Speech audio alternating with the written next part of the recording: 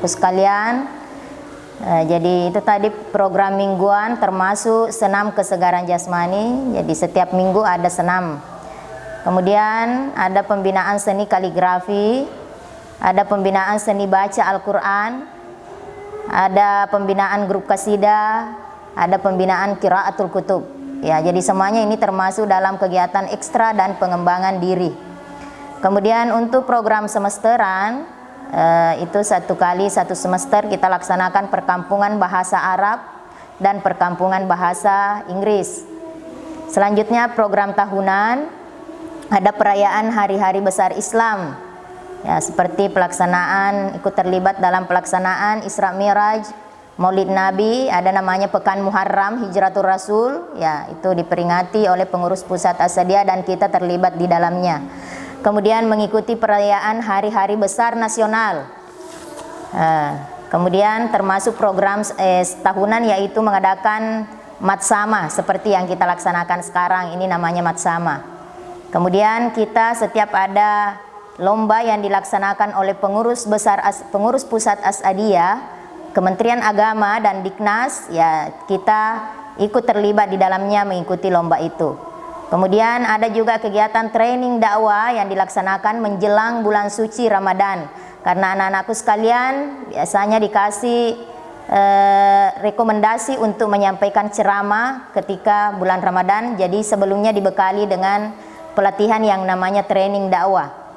Selanjutnya menyeleksi calon santri untuk mendapatkan beasiswa. Ya, jadi bagi anak-anakku kita bisa mengusulkan untuk mendapatkan bantuan, apakah berupa beasiswa,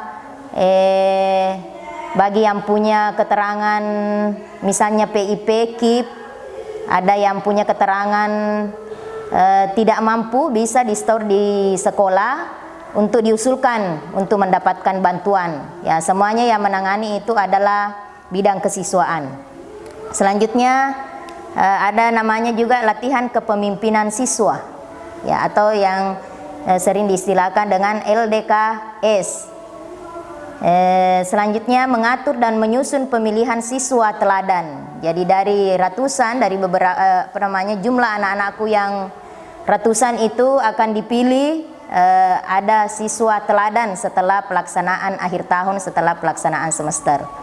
Kemudian ada juga program kita melaksanakan penelitian, artinya pembelajaran di luar kelas. Ya, terkadang kita keluar meneliti terkait dengan beberapa mata pelajaran, apakah pelajaran sejarah, pelajaran biologi, pelajaran bahasa, itu namanya penelitian, pembelajaran di luar kelas. Kemudian untuk kelas 9 di akhir tahun itu kita melaksanakan pisah tamat. Selanjutnya ada juga kegiatan manasik haji. Ya, jadi sebelum anak-anakku bersiap untuk melaksanakan ibadah haji, ini terkait dengan pelajaran fikih. Ya, ini kita sering praktekkan. Terkadang kita ke Islamic Center yang biasanya orang di situ betulannya melaksanakan manasik haji, ya kita praktekkan di situ. Terkait dengan pelajaran fikih yang ada di sekolah kita. Selanjutnya saya akan perkenalkan organisasi kesiswaan yang ada di sekolah kita. Itu ada namanya organisasi OSIS, organisasi siswa intrasekolah, yaitu yang pertama. Yang kedua ada namanya organisasi pramuka. Anak-anakku sering juga mengikuti masuk sebagai anggota pramuka di waktu masih SD. Itu ada juga di sekolah kita, itu organisasinya, khusus organisasinya pramuka. Jadi jelas kegiatan-kegiatan pramuka kita laksanakan di sekolah kita. Kemudian ada juga organisasi Pelamera Remaja, PMR. Ya, ada organisasi yang namanya KIR, ada PIK, ada UKS. Kemudian ada juga Forum Anak. Kemudian terakhir ada juga organisasi yang namanya organisasi bela diri. Ya, jadi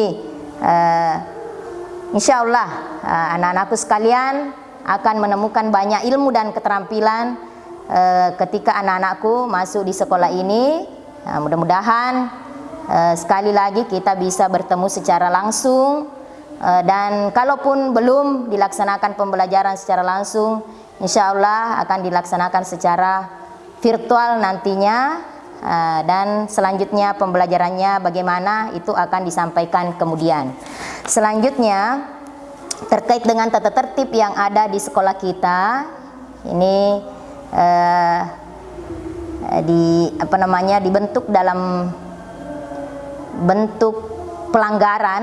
Nah, jadi bagi sudah melanggar tata tertib, berarti ada pelanggaran dan pelanggaran yang ada di sini ada semua poin-poinnya, ada angka-angkanya.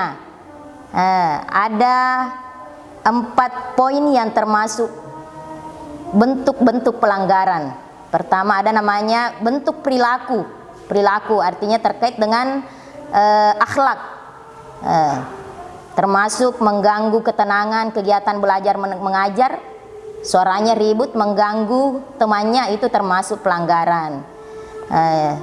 Kemudian bertindak tidak sopan terhadap guru, terhadap sesama teman, ya itu semua adalah bentuk pelanggaran. Jadi ini bentuk-bentuk pelanggaran ini dan poin-poinnya akan dikirimkan kepada anak-anakku sekalian supaya bisa dibaca dengan jelas. Itu tadi bentuk perilaku. Kemudian kedua ada bentuk kerajinan dan kedisiplinan.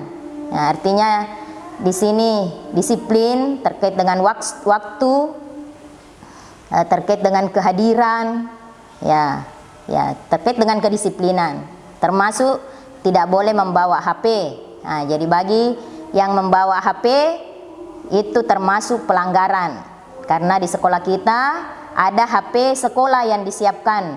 Ketika anak-anakku ingin menghubungi orang tua atau keluarganya, ada HP sekolah disiapkan, dan anak-anakku tidak usah membawa HP sendiri-sendiri, karena itu hanya akan mengganggu anak-anakku ketika sedang menerima pelajaran.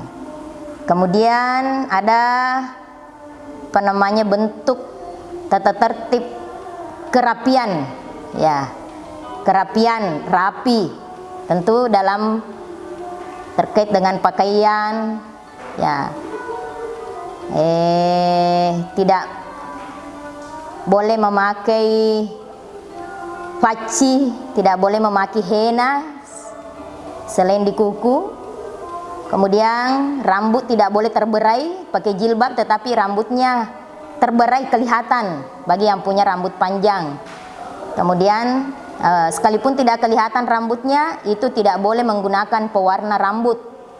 Ya, ini terkait dengan kerapian. Ada juga yang terkait dengan bentuk asusila. Ya, artinya asusila ini juga pelanggaran moral. Ya, jadi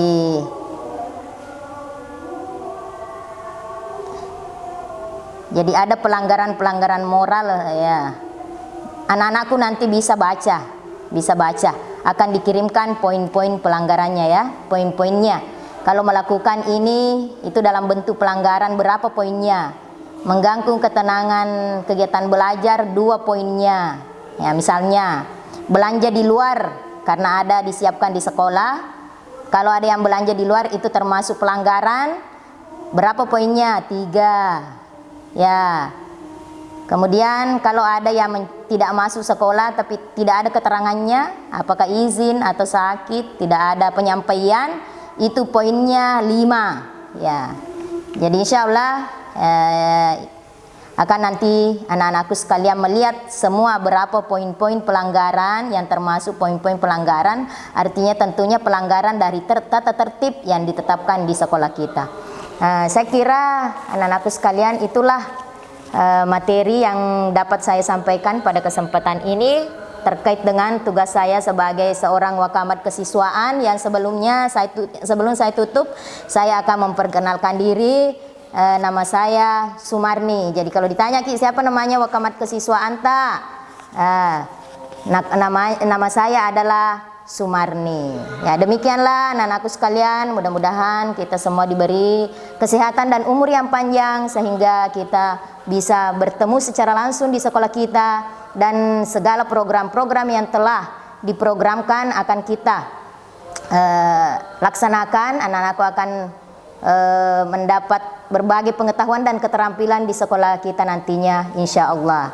Demikian, wabillahi taufik wa sa'adah. Wassalamualaikum warahmatullahi wabarakatuh.